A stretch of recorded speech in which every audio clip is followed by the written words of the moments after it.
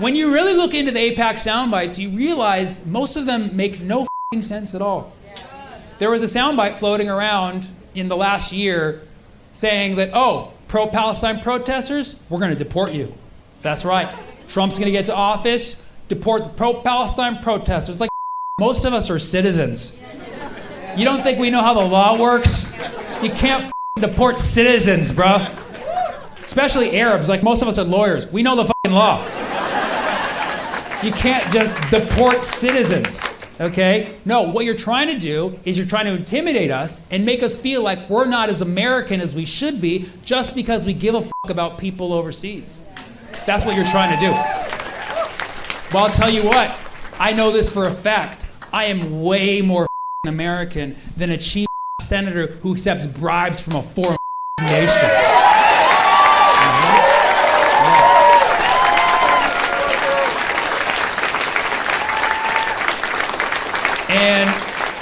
And while we're on that note, I'd like to give a shout out to my sponsors, Russia, China, North Korea. Thank you so much. Thank you for the sweet checks. We appreciate you. Iran, we see you. Iran, we appreciate the donation of the drone shipment. We appreciate the drones. We appreciate the drone shipment. It's stationed over Jersey right now. We're about to put it into action. We appreciate you.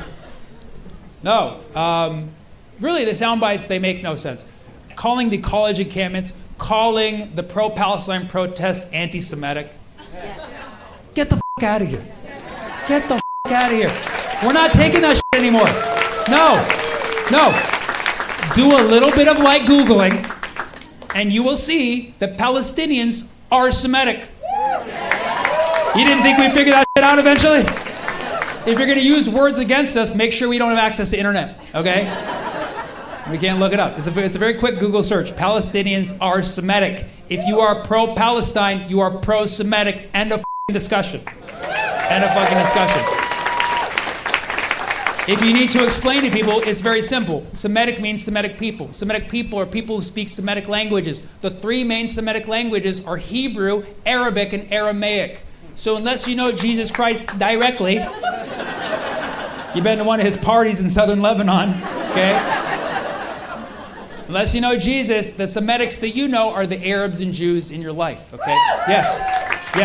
Check in on your Semitic friends. We're not doing too good right now. Give us a call before we become the next Saddam out there, okay? All right?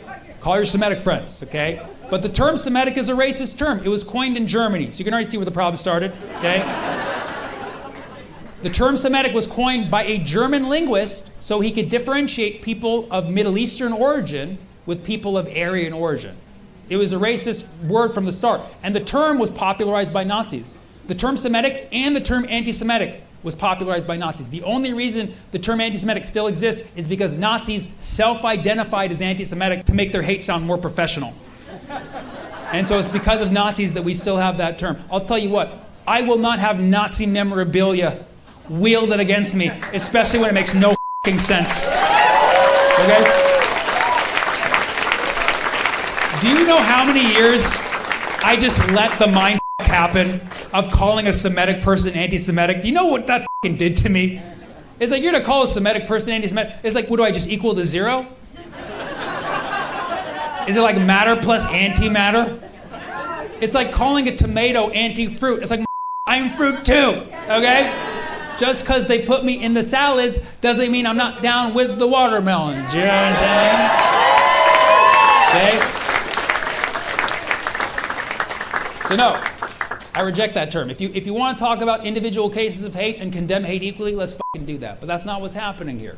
You have these sound bites that are designed to confuse people, and you look at them, they don't make any sense. Another refined soundbite they pass around is anti-Zionism is anti-Semitism. Okay? This one is mathematically invalid. It's a very quick proof. Okay? And keep in mind, I'm one of the most respectful people you'll ever meet, respectfully. Okay? I don't even call myself anti-Zionist because most people don't even know what the fuck that means. Most people have no fucking clue. Most people in this world have no fucking clue what Zionism means. I guarantee there's people in this room have no fucking clue what Zionism means. Even Zionists don't know what Zionism means. Really, ask most people who identify as Zionists. They say, why are you a Zionist? What does it mean? Most of them will say, well, it just means I believe the Jews should have a homeland and should be safe. Well, that sounds awesome. Nobody's arguing with that in theory, but that's not what it is in practice. Ask Palestinians on the ground who receive Zionism. To them, Zionism means getting evicted from your home, watching your home get bulldozed, watching your family get locked up or killed, watching your whole entire community get bombed on a daily basis. So clearly they're going to see Zionism as something different than you. And then meanwhile, you got Jamaicans out there like Zion, Zion. So nobody knows what the Zionism means. It's a meaningless term. Okay? But if we're going to go by the first definition, that it just means the Jews should have a homeland, then I'm the biggest Zionist out there. I'm Zionist number one. Don't record this. I am Zionist number one. I am the CEO of Zionism. If it's just about a Jewish homeland, okay? Because Florida is a beautiful state. And I will fight. I will fight to make it yours. It's a beautiful place. Yes, there's hurricanes. We'll build an Iron Dome. We'll figure something out. We'll figure something out.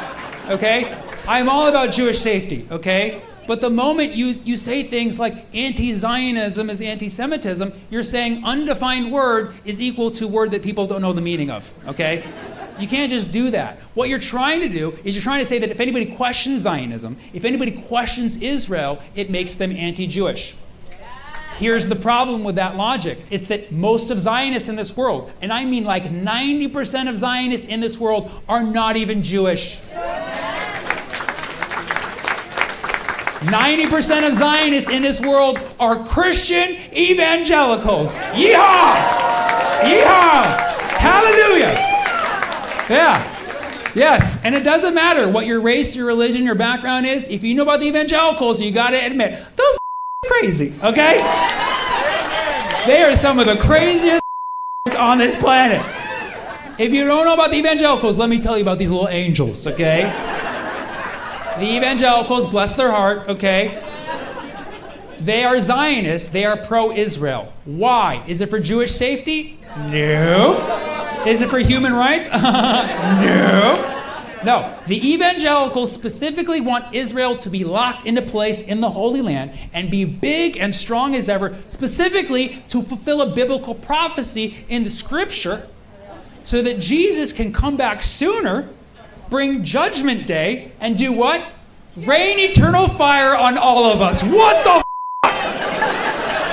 What the actual What the evangelical is that? Who put these people in charge of anything? I would not let them drive my Uber. You understand me? But yet they have so much power in our government. They have a lot of power in our society. They have this massive, insane plan.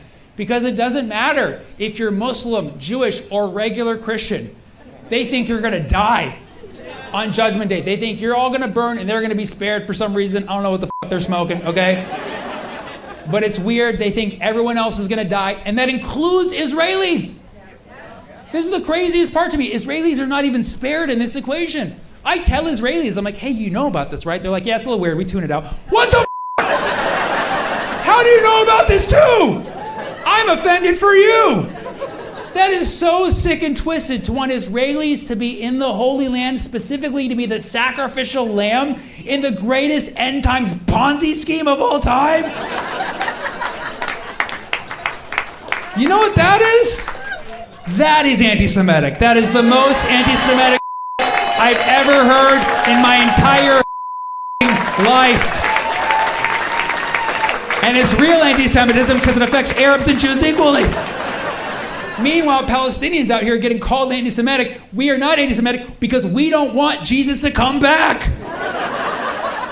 Frankly, we find that terrifying. We don't want Jesus to come back. And if he came back, he'd just lose his home. He's Palestinian. We don't want this happening to another person. We don't want Jesus to come back, okay? We are pro-Semitic. If anything, we want Moses to come back. That's right. We want Moses to come back because Moses got the Israelites to move.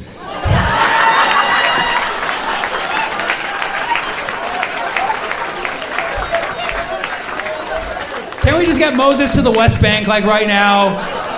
Part the Atlantic Ocean, create a nice, safe path back to Jersey, you know?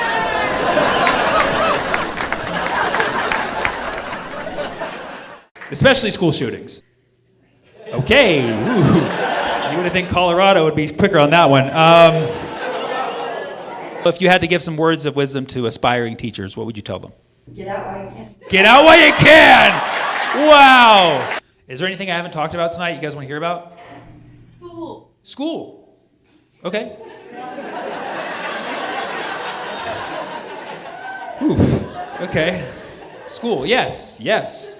School. Do you have a preference? If you want to stick with elementary, do you want to do?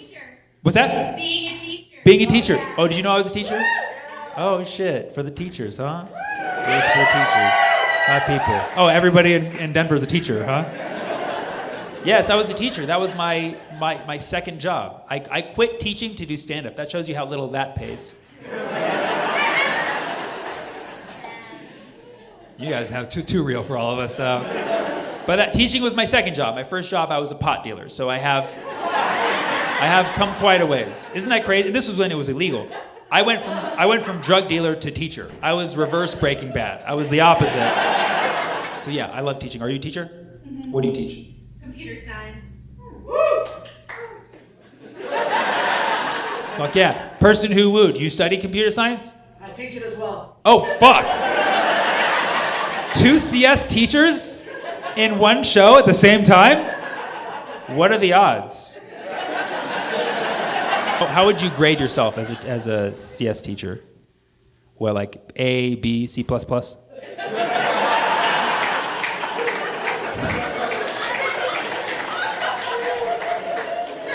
sharp. C sharp. Okay, nice. Nicely done. Whoa, touche. Now, you teach CS, meaning you're a professor probably, right? No. Oh, you teach it in high school?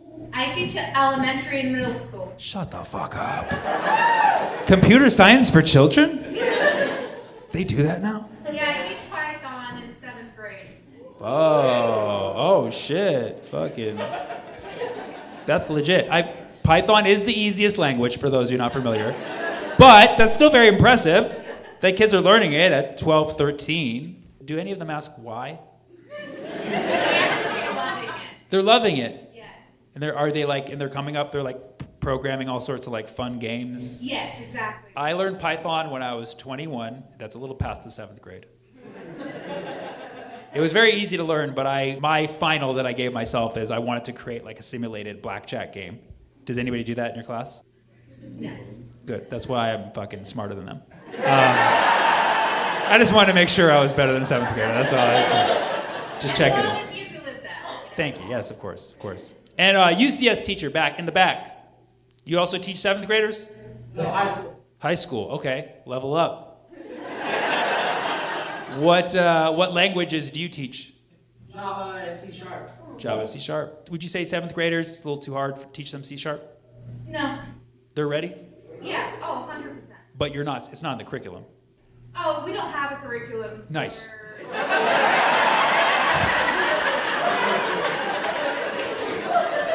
What's going on in the schools in a nutshell? Oh, we don't have a curriculum, dog. We just go with the flow. I'm teaching computer science to young children. Do you think we have a plan? Well, China, they're teaching C sharp when you're 3 years old, so. Most teachers do love the act of teaching. They want the kids to learn, most of them. At some point, a lot of teachers get jaded from too many years of bullshit. And I get it. I had 6 years of bullshit. You been through it too? Oh, yeah. How many years do you teach? 25 plus. Yeah. 25 plus. Holy shit. Are you still teaching or you done? Oh, yeah. Oh yeah, fucking hate it. Still there. Yeah, I wish I was done. That's good. I have a lot of teachers who I remember had that permanent I wish I was done face. What do you teach? Middle school. Oh, well fucking no wonder. Middle school. No wonder you wish you were done. Language development. Yeah, that's crazy. It's like 25 years, but they still keep becoming 12 and 13 every year somehow. How does that happen? What? So you teach just a little bit of everything or what? Yeah, well, it's speaking, reading, listening, and writing. Speaking, reading, listening, and writing. What? Yes. What? I was about to make an ADD joke, but you made it for me. What? Speaking? Listening. I can see how that's very tricky to teach that specific age. Oh, yeah. Yeah, oh yeah. Well, if you had to give some words of wisdom to aspiring teachers or young teachers, what would you tell them? Get out while you can. Get out while you can! Wow! Wow! Yeah. That's so true though. And I'm a first-year teacher in This English is- language arts, and she's saying it now. This is his mom, and you're a first-year teacher, Yeah. and she just said, get out while you can. That's also what she said to him when he was in the womb. Get out while you can! You got 9 months! How are you liking it? I like it so far. I mostly teach high school, but I also teach kindergartner through 5th grade as well. Oh, you lucky fuck. That's a really sweet age spot. Like, I feel like the 5th grade is where they become devils. They're so adorable when you get to 5th grade, and then somehow you're like, please don't lose your humanity when you get to 6th grade. Yeah. Oh, but they do. But they... She said, oh, but they do, for those of you who... That was classic. But that's good, a family of teachers, that's a beautiful thing. And clearly never paid attention to your mom's groans over the years. It still didn't stop you. That's the spirit that we need as teachers. The biggest problem that I see teachers having is connecting with the students, because often students don't want to listen to you. And so that's why good teachers are naturally charismatic. And I can see that with both of you. I can see the charisma. You know, you like to joke, you're honest. You know, a lot of teachers, they have this disconnect because they don't have charisma. I think the easiest way to connect with students is through jokes. And it's part of the reason why I left. But I really think that comedians and teachers could work together, you know, where comedians can help train the teachers to be funnier, to connect with the students so they learn more, and then the teachers can train the comedians to not be dumb pieces of shit. It's a win-win situation. Teachers, thank you.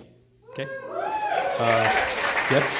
I love the teachers. I do this for the teachers. And honestly, I think there's never too many teachers. And there's never enough good teachers. We need more good teachers.